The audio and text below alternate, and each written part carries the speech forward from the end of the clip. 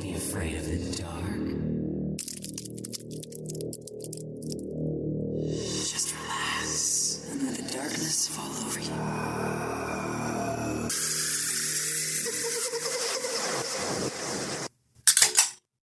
Welcome to Afraidish, a podcast where we take a deep dive into the history and paranormal while enjoying some tasty adult beverages. From ghost sightings to hauntings, urban legends and cryptids, let's get weird and afraid-ish together. Welcome to episode 37. I'm Paul. And I'm Ashley. Yeah, we have had a long month. Yeah. Well, no, long October. Yeah. This month basically just started. Yeah. And it's already fucking halfway over. Yeah.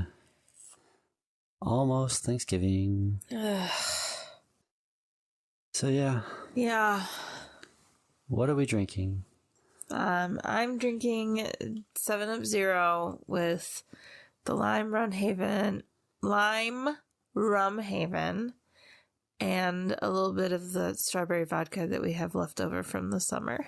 Nice. It's pretty good, actually.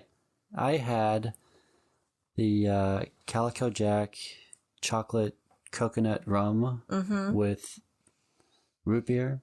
Okay. I had about 3 shots. Maybe 4, because it was a lot. Yeah, you put a lot in there.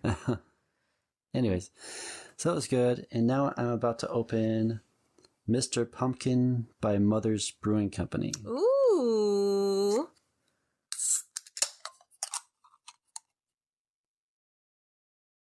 It's all right. It's not bad. You could taste the pumpkin. Yeah. Yeah. It has that mouthfeel that I don't like that beer has. Yeah, I know. All right, let's get into it. So this was tough trying to figure out what to do with my 5 fun facts. So I chose bed and breakfast because the location for this episode was recently a B&B. Oh, yeah? Yeah. Cool. Here are 5 fun facts about bed and breakfasts. These facts are based on global B&Bs as a whole. So if you hear some facts that you don't agree with locally, this is globally. Sure. 5 fun facts. So, number 1. Bed and breakfasts have a rich history, with the concept dating back many years. However, it is believed that the term bed and breakfast first came into use in the United Kingdom after World War II. Oh, okay. During this time, many people from overseas needed places to stay, and residents opened their homes to offer rooms and breakfasts to these overnight guests. Interesting. Yeah. Number 2, each bed and breakfast is one of a kind, unlike chain hotels that all seem to blend. B&Bs are bursting with character and history, making them truly special places to stay. Moreover, the innkeepers who run these establishments take great pride in their work and are always professional, ensuring that your stay is comfortable and memorable. Number 3, when staying at a B&B, breakfast is not just a simple and boring affair, it can be quite the opposite. The breakfast options can range from a light and simple continental breakfast to a luxurious and indulgent 4-course hot meal, all depending on the guest's preference and any special dietary requirements that they may have. The B&B staff take pride in planning and preparing meals that will satisfy their guests and provide them with a great start of the day. Number 4. Most people associate B&Bs with a creepy or strange vibe, but that perception is far from the truth. Well, I mean, you're staying in someone else's home. Yeah. That's creepy to me, then. I don't like it. In reality, B&Bs offer a romantic and cozy stay with breathtaking views and one-of-a-kind surrounding that make for an unforgettable experience. You're staying in someone else's home. I mean, how is that romantic? If they're built for B&Bs, I mean, that's different. Mm-hmm. You know, bed and breakfast innkeepers, they got some stories. Yeah. It is living in the trenches, running a bed and breakfast. Yeah. I don't know. I'd stay at least one time. You will be a sexless night for you. Yeah. Number 5. While the rates at a bed and breakfast may appear to be high at first glance, there is great value to be found when compared to a night in a hotel in a big city, where everything is priced separately. Bed and breakfast often include free parking, free breakfast, Wi-Fi, and some have a free happy hour, as well as other amenities. A free happy hour? Yeah. What does that mean? Happy hours are never free. Happy hours offer discounts on booze. I mean, and appetizers. I guess some have, like, in the pricing, free happy hours. So just, like, free drinks? I guess so. That's what they say. Okie dokie. Yeah. All right. Now to my story. Okay. The Morse Mill Hotel can be found in Morse Mill, a small unincorporated community situated in Jefferson County, Missouri's Merrimack Valley. It is located approximately 5 miles northwest of Hillsborough along Missouri Route B. A post office called Morse Mill has been in operation since 1859. Wow. The first building erected on the premises is a one-bedroom farmhouse in 1816, which was utilized as a farmer's residence. The location had previously been an indigenous burial site. I know. White people never learn. I know. And had been governed by the Spanish under Louisiana Territory. By 1816, the area was known as the Missouri Territory, and William Clark of the Lewis and Clark expedition served as the territorial governor. Those are real explorers, and what's-his-face Pike can learn a lesson or two from them. Yeah, no shit. In 1847, John H. Morse, a bridge engineer and entrepreneur, settled in the region and established a grist mill on the banks of the breathtaking Big River, naming Grist. Yeah. It just sounds awful. I don't even know what that is. I looked it up before and I forgot. Is it like some type of cereal I don't crop? know. Like, I'll have to look it up again. grist? I'm not sure. Naming it Morse Mill. The mill was the most successful and longest running mill in Missouri and was responsible for Morse Mill's name. Wow. The small town. Yep. Damn. The initial deed was signed by President James Madison, and the original registry still exists. A grist mill is a mill that grinds grain into flour. Yeah.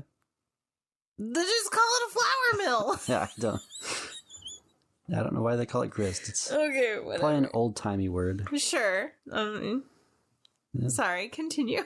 Anyways, the original sell deed also still exists, which is pretty awesome. The original what? Deed. Oh. Okay. In 1859, President Buchanan granted ownership to John Morse by signing over the deed to him. Wow. At that time, the house was extended to 5,300 square feet and 3 stories, constructed of limestone and maple. Nice. The property has a New Orleans-style balcony and a widow's walk. Oh. Yeah.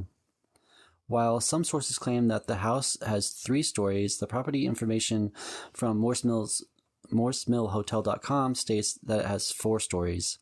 The basement may be included, but I'm not sure. Huh.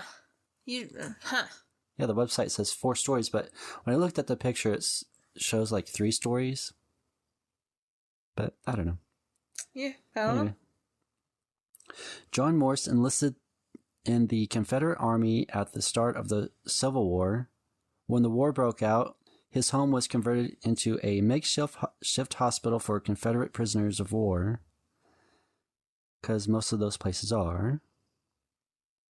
After the war, Morse established a contracting business and built the Sandy Creek covered bridge, which is still standing today and looks like a long red barn. Are you paying attention? Yes, I'm looking at pictures. Okay. What? You didn't say anything, so... Sorry, yes, I'm paying attention. I'm looking at pictures of the mill. Okay. He also opened 2 general stores and represented Jefferson and Washington counties as a state senator. Oh.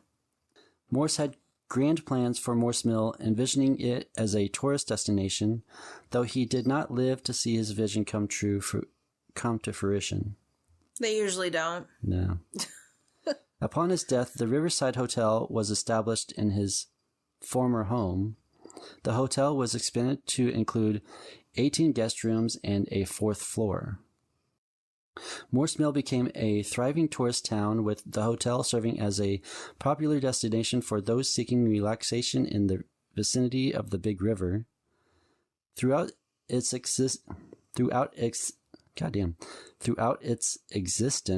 hotel has had many uses, including as a hospital for Confederate prisoners of war, a brothel, a speakeasy, a United States post office, and a halfway house. It is also believed to have been a stop on the Underground Railroad. Oh. The stone wall in front of the building was carved by freed slaves. Okay.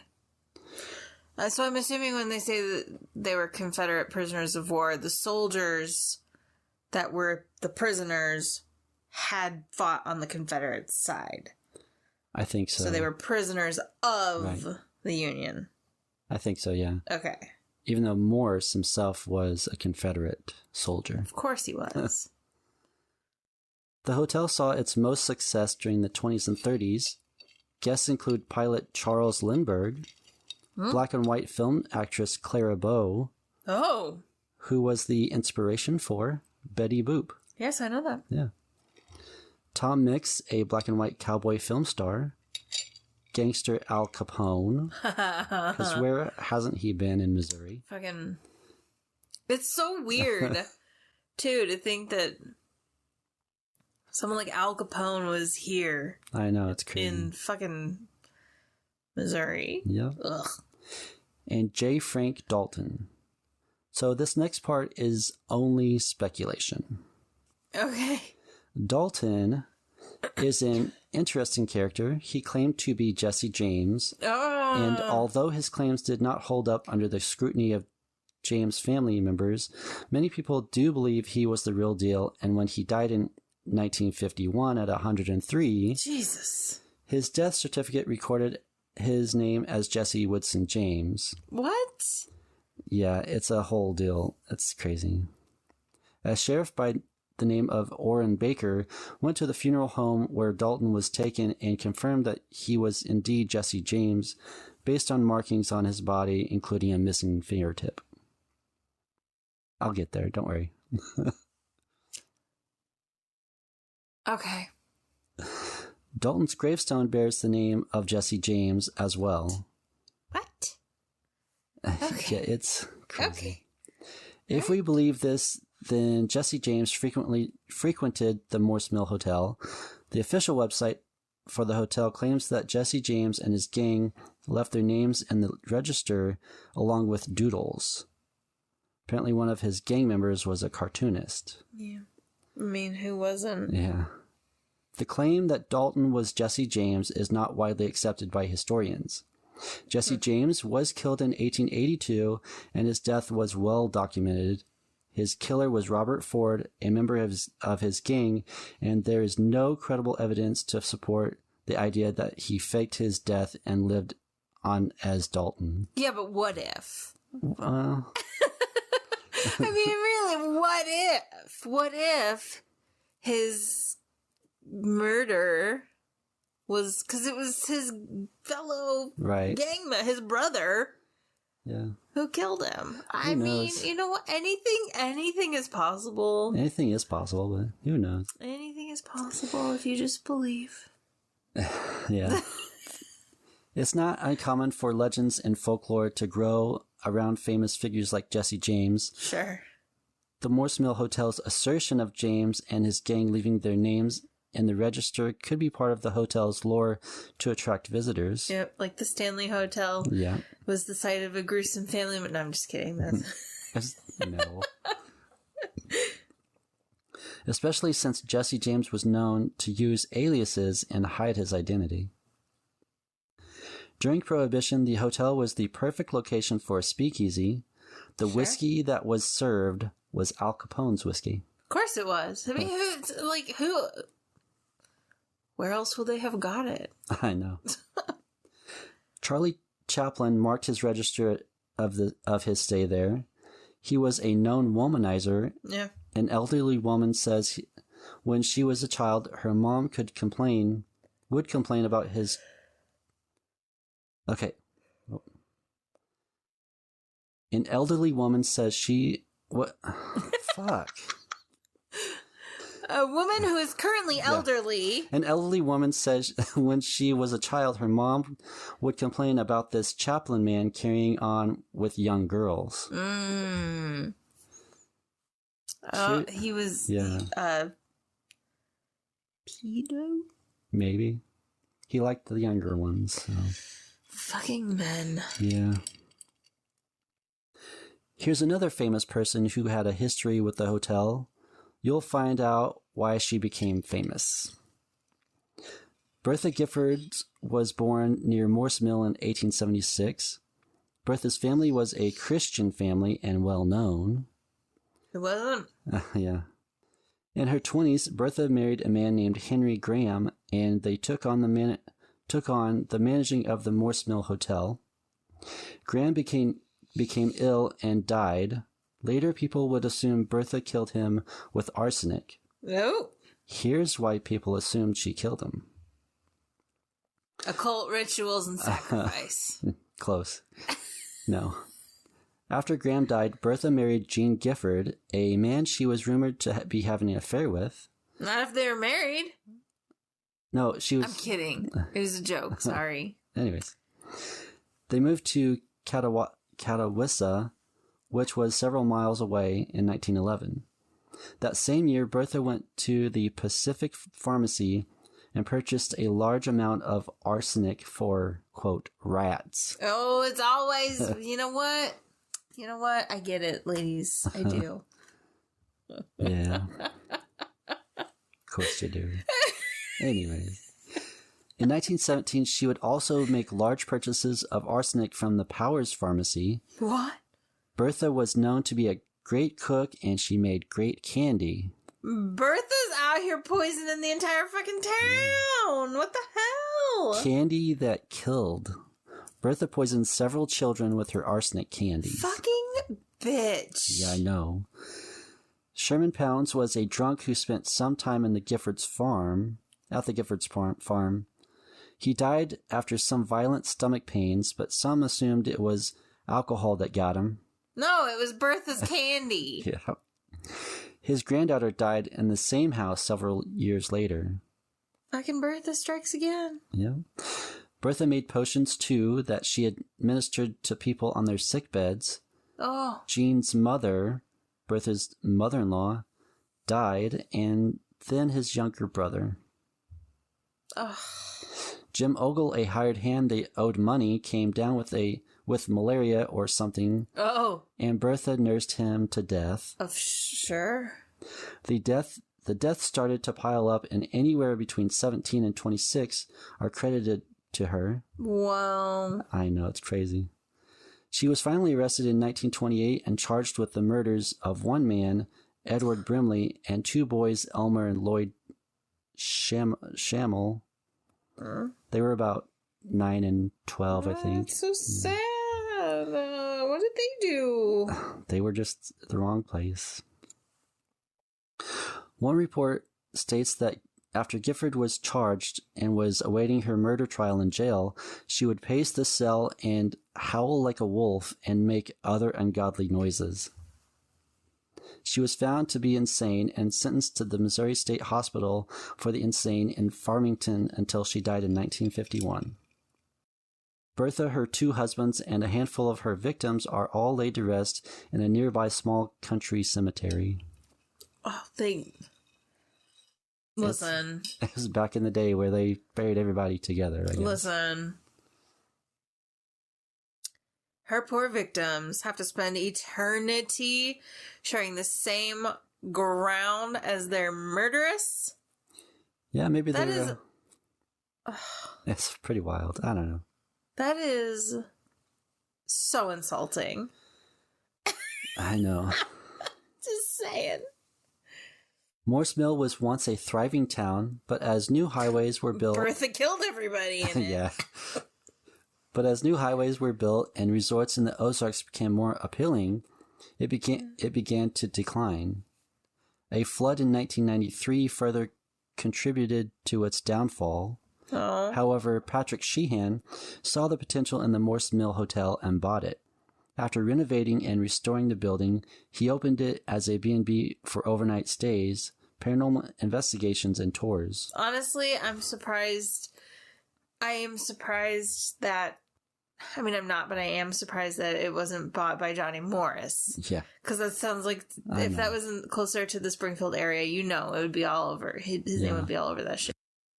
When I said he renovated and restored the building, I meant to say he was in the middle of renovating and restoring it. Okay. So anyways, but in September 2021, Sheehan closed the doors to tours, paranormal investigations, and overnight stays and put the property up for sale. It has since become a private residence, and while it's unclear whether Sheehan still owns the property, he is believed to currently reside there. For more information on the Morse Mill Hotel's restoration, you can visit their website. He did do a full restoration and redid it for private residents. Okay. So, and all the pictures are pretty cool because he's got a complete, he completely redid everything. Okay. Sorry, I can't. So he turned a bed and breakfast into a private residence. Yeah. Which a bed and breakfast is a private residence in which rooms are let. Well, you can't go there now, so. Okay. So you can't stay there. You can't investigate there anymore. Okay. So a lot of people were very, very sad. I bet. But it's understandable. Because on the main page, their website says, closed to the public at this time, no exceptions. The latest post on their Facebook page says, quote, the hotel is permanently closed to tours, investigations, and overnight stays. The building is a private residence. Please do not disturb the owners in their home. Thank you. And he closed it due to health issues. He has Parkinson's now, so okay. He couldn't keep up with everything. And right. So, yeah. I mean, it's not a bad building. The pictures in the inside look really nice. Yeah. From all the updates. And now for the hauntings. Finally. The Morse Mill Hotel is quite infamous for its eerie and inexplicable happenings. Many people who have stayed here have reported strange encounters that have piqued the interest of paranormal investigators from all over the country. In 2008, a team of paranormal investigators made a documentary about the Morse Mill Hotel. They claimed to have experienced something unworldly themselves while filming. Apparently, they saw a tall, dark shadow figure and a fire poker that had been bent into a curve by an unseen force. Huh. Yeah, believe it or not. Okay. Yeah. They also heard several strange sounds, including a loud metallic sound. Some members of the team even reported being scratched. I mean, yeah. Yeah. Despite the haunted reputation of the hotel, the current owner has grown accustomed to paranormal activity. When he bought the place, he had no idea that it was haunted. Disembodied footsteps are a common occurrence, but he takes it all in stride as he works on the ongoing project. What do you mean you have no idea it was haunted? I don't know. You buy an old building and then you're surprised when it's haunted. Like, I mean, skeptics. yeah, but skeptics, like, I'm not delusional enough to believe that what I believe is the truth. Right. But skeptics are. And then they're always surprised when it's like, oh shit, I'm having weird experiences that I can't explain. maybe some things just can't be explained. Yeah. Yep. So there were reports of glowing orbs, doors opening and closing, locks being locked and unlocked, and even apparitions being seen in the hotel. A group of people, including police officers, went to investigate the hotel, and what they experienced was quite eerie. As soon as they turned on a K2 and a flashlight and put it on the display cabinet, they started lighting up. I mean, if it was close to wiring stuff, maybe, but who knows? Who knows? One of the police officers thought he had heard someone whispering behind him, but when he turned around, there was no one there. One of the young girls who was with them suddenly felt dizzy and had to sit down. She felt better after moving to a different area. While one of them was giving a history of the hotel, they kept hearing a noise outside the window. They stopped and had someone go outside and check the noise, but there was no explanation. One of the officers brought his night vision glasses, and while they were finishing the history, he started seeing a figure behind the large upright display case. At first, all he could see were the legs, but at least two of the other officers looked and agreed that it wasn't a reflection of any of them in the room. They even tried using dowsing rods and received responses to the questions they were asking while holding the rods. I'm less convinced by dowsing rods. Me too, because they're easy to manipulate. They're easy to trick yourself into thinking that you're communicating with spirits. I don't think... I mean, yes, people manipulate to manipulate, but I think a lot of people are genuine and they truly believe it's the rods when it's their hands twitching. It's them swaying from side to side unconsciously. Yeah, that's what I think too. Who knows? When they placed a flashlight on the stairs, it started going on and off in response while they were using the dowsing rods. There are some interesting and spooky tales associated with the old house. According to some reports, a ghost by the name of Annabelle resides in the attic. No thanks. She claims to be 12 years old and is often seen playing with toys brought by investigators. Not a chance. However, some have come forward in claiming that this entity states to be 5 or 6 years old, because apparently they talk to her. And, of course there's an entity called Annabelle. I wonder if there was a creepy-ass doll there for her to play with or possess. No, thank you. In the basement, there is a room that contains shackles, and it is believed that a body was buried there. It is said that the ghost of a former slave haunts this area. Strange sounds, such as clattering of cooking implements, are often heard in the kitchen. Is the kitchen the original kitchen? I think so. Probably not. I don't know. While some believe that both of the Giffords haunt the location, there are doubts about it. Bertha's first husband, Henry Graham, is considered to be more likely. Apart from the house, spirits have also been witnessed outside the property. Many groups have recorded EVPs, electronic voice phenomena, numbering into the hundreds. Wow. It is interesting to note that most experiences are not negative. There are claims that at least 20 spirits are present on the property. Jeez, that's kind of... That's a lot. Yeah, I know. That's hard to believe. I know. And I would like to thank the History Goes Bump podcast. I got some of the history and hauntings from episode 33 of their podcast. Yeah, I like their podcast. Their blog for that episode will be in the show notes. It was pretty cool. So yeah, that's my episode. Awesome. And yeah. And yeah. Do you have anything else? I do not. All right.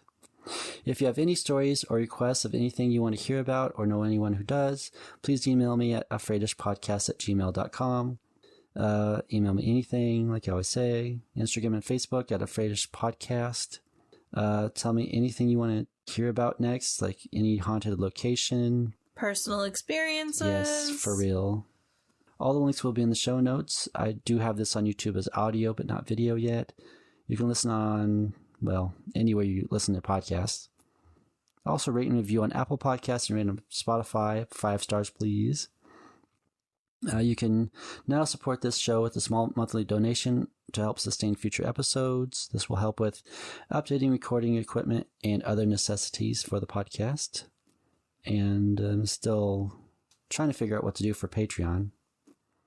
The link for that will be in the show notes. I am about to start a merch store. I've literally been working on that for the last few days.